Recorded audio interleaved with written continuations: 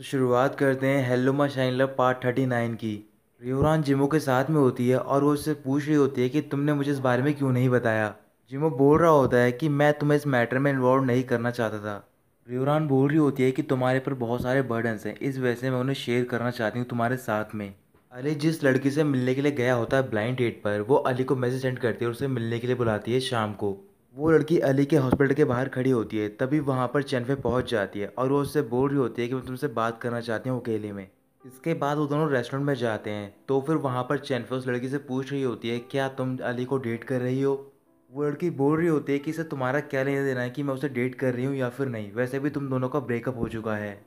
चैनफे बोल रही होती है कि ये सच बात है, मेरा ब्रेकअप हो चुका है उससे, लेकिन मैं नहीं चाहती कि वो किसी गलत पर्सन से प्यार करने लग जाए। अली बहुत ही अच्छा लड़का है, तो फिर तुम उसे चेरिश करना, लेकिन मैंने ही गलती करी थी कि मैंने उसे शुरुआत में चेरिश नहीं करा। कुछ देर और बात करने के बाद वो वहाँ से चली जाती है। अली अपने हॉस्पिटल में होता है, तभी उसे वहाँ पर एक लड़की दिखाई देती है जिसने कि चेनफे की तरह कपड़े पहन रखे होते हैं। फिर वो उस लड़की के पास जाता है और उससे बोल रहा होता है कि चेनफे मैंने तुम्हें मना किया था कि तुम हॉस्पिटल में मत आना। जैसे ही वो उस लड़की का फेस देखता है तो फिर उससे माफ़ी मांगने लग जाता है। इसके बाद वो नर्स के पास जाता है चेनफे के बारे में पूछने के लिए, तो फिर नर्स बता रही होती है कि चेनफे आज यहाँ पर नहीं आई है। कुछ घंटे बीतने के बाद अली उस लड़की से मिलने के लिए जाता है, तो फिर वहाँ पर लड़की उससे बात कर रही होती है, लेकिन अली का ध्यान कहीं और ही होता है। इसके बाद अली उससे माफ़ी मांग रहा होता है, तभी वो लड़की बोल रही होती है कि तुमसे पहले मुझसे चेनफे मिलने के लिए आई थी और उसने मुझसे कहा है कि मैं तुम्हारी टेक केयर करूं और साथ ही मैं तुम्हें चेरिश करूं। अगर तुम उसे पसंद करती हो तो फिर तुम उसकी पेशेंट मत बनना और साथ ही में तुम फास्ट फूड मत खाना। जब भी वो तुम्हें प्रपोज करे तुम्हें उसी टाइम वो प्रपोजल एक्सेप्ट कर लेना है। जब भी वो तुम्हें किस करे तो फिर तुम्हें उसे बताना है कि तुम बहुत ज़्यादा खुश हुई हो। और आखिरी बात, अगर सबके सामने वो बोल रहा है कि वो तुम्हारा बॉयफ्रेंड है तो फिर तुम्हें एक्सेप्ट करना है। ये सारी बातें सुनने के बाद अली इमोशनल हो जाता है और वो वहाँ से चला जाता है। कुछ ही देर बाद वो चैनफे के पार्किंग लॉट में पहुँच जाता है और वहाँ पर चैनफे होती है। चैनफे अली को वहाँ से जाने के लिए बोल रही होती है, लेकिन वो वहाँ से नहीं जाता है। अली कह रहा होता है कि मैंने सब कुछ क्लियर कर दिया है क्योंकि मैं तुम्हें भूल नहीं पा रहा हूँ, मैं सिर्फ तुम्हें ही पसंद करता हूँ, और ये कहकर वो चला जाता है। उसके जाने के बाद चैनफे बहुत ज़्यादा खुश होने लग जाती है। रियोरान शूशाओ के साथ होती है, तो फिर शूशाओ बोल रही होती है भले ही जिमो ने किसी तरीके से शेयर प्राइस को ठीक कर लिया है, लेकिन यूशेंग हार नहीं मानेगा, इस वजह से मुझे उसके पास जाना होगा। रियोरान शूशाओ को रोक लेती है और कह रही होती है कि तुम्हें जाने की कोई ज़रूरत नहीं है, क्योंकि मैं जिमो पे बिलीव करती हूँ, वो हारेगा नहीं।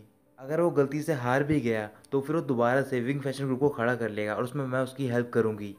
सिडा अपने शूट पे होता है, वहाँ पर उससे वो स्पॉन्सर मिलने आता है। वो सिडा से बोल रहा होता है कि मुझे रियान के बारे में पता चला और काफ़ी दुख हुआ, क्योंकि वो एक गोल्ड मैनर थी और उसकी जैसे मैनेजर मिलना बहुत ही मुश्किल है। वैसे भी कुछ हफ्ते पहले वो मेरे पास आई थी तुम्हारी सिफारिश लेकर ताकि मैं तुम्हें स्पॉन्सर करूं। सिडा पूछ रहा होता है कि तुम किस बारे में बात कर रहे हो, मुझे इस बारे में कुछ भी नहीं पता है। वो स्पॉन्सर बोलता है कि अगर तुम्हें इस बारे में पता नहीं है तो फिर हमें बात नहीं करनी चाहिए, और उसके बाद वो वहाँ से चला जाता है। सिडा काफ़ी उदास हो जाता है। फिर वहाँ पर क्वांशा आती है, तो फिर सिडा बोल रहा होता है कि सारी गलती मेरी है। क्वांशा कह रही होती है कि इसमें कोई भी गलती नहीं है कि अगर तुम किसी पर्सन को पसंद करते हो, शायद गलती ये है कि वो पर्सन तुम्हें पसंद नहीं करती है, लेकिन तुम्हारे पास चांस है कि तुम अपनी मिस्टेक के लिए मेकअप कर सको और तुम्हें पता है कि तुम्हें क्या करना है। अगली सुबह रेयान मॉर्निंग वॉक के लिए जा रही होती है, तभी वहाँ पर सिडा पहुँच जाता है। वो दोनों साथ में बैठकर बातें कर रहे होते हैं। रेयान सिडा से बोल रही होती है कि तुम्हें यहाँ से चला जाना चाहिए, क्योंकि अगर किसी ने देख लिया तुम्हें मेरे साथ तो फिर तुम्हारी ट्रबल क्रिएट हो जाएगी। सिडा कह रहा होता है कि मैं सब कुछ क्लियर करना चाहता हूँ। रेयान बोलती है कि अभी भी तुम अगर उस बारे में बात करने के लिए आए हो तो फिर तुम यहाँ से चले जाओ, मुझे कोई भी इंटरेस्ट नहीं रहा है अब कंपनी में। सिडा रेयान से माफ़ी मांग रहा था और उससे बोल रहा होता है क्या तुम्हें याद है कि जब तुम मुझे पहली बार मिली थी तो फिर तुमने ही मुझे राइट दिया था ड्रीम देखने का। उसके बाद जब मैंने गिव अप कर दिया था तो फिर तुमने ही मुझे करेज दिया था ताकि मैं दोबारा उठकर खड़ा हो सकूं। अब मैं वापस से सब कुछ ठीक करना चाहता हूँ, लेकिन इस टाइम पर तुम गिव अप कर रही हो। रियोरान बोल रही होती है कि मैं तुम पर गिव अप नहीं कर रही हूँ, बल्कि मैं ये सब छोड़कर जाना चाहती हूँ। ये कहकर वो वहाँ से चली जाती है। रात को रियोरान जिमो के साथ में होती है और वो उसे सिडा के बारे में बता रही होती है। जिमो कह रहा होता है कि तुम्हें सिडा पसंद करता है और सबसे मुश्किल डिसीज़ क्योर करना होता है हार्ट डिसीज़, यानी कि लव डिसीज़। तुम्हारा भी ड्रीम सिडा की तरह सेम ड्रीम था कि तुम्हें उसे स्टार बनाना था। भले ही तुम मेरे साथ हो, लेकिन तुम उतनी खुश नहीं हो, मैं ये देख रहा हूँ।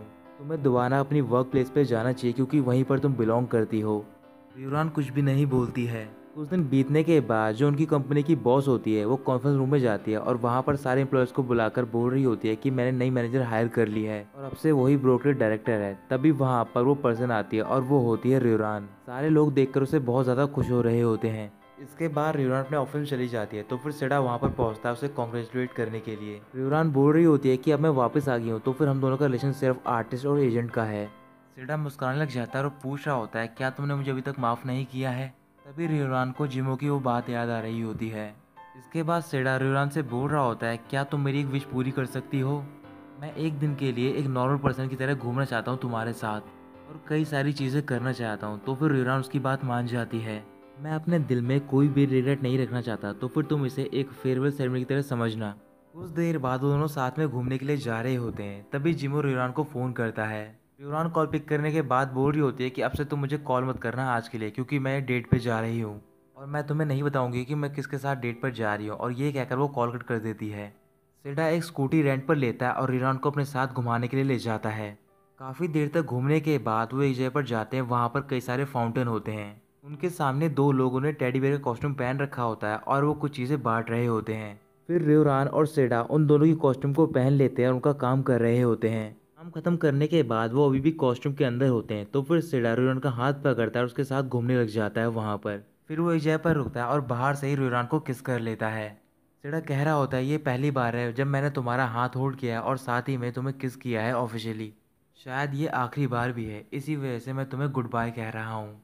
कुछ देर बाद सेडा रियोरान को आखिरी जगह पर लेकर जाता है और वो होता है एक रेस्टोरेंट, जहाँ पर रियोरान ने सेडा को दोबारा मनाया होता है ताकि वो ये सब क्विट ना करे। सेडा वहाँ पर एक जगह पर बैठ जाता है और वो रियोरान के लिए एक सॉन्ग गाता है। सॉन्ग गाते टाइम वो सारे उन पलों के बारे में सोच रहा होता है जो कि उसने रियोरान के साथ बिताए होते हैं। सॉन्ग खत्म होने के बाद रियोरान उसके लिए क्लैपिंग कर रही होती है।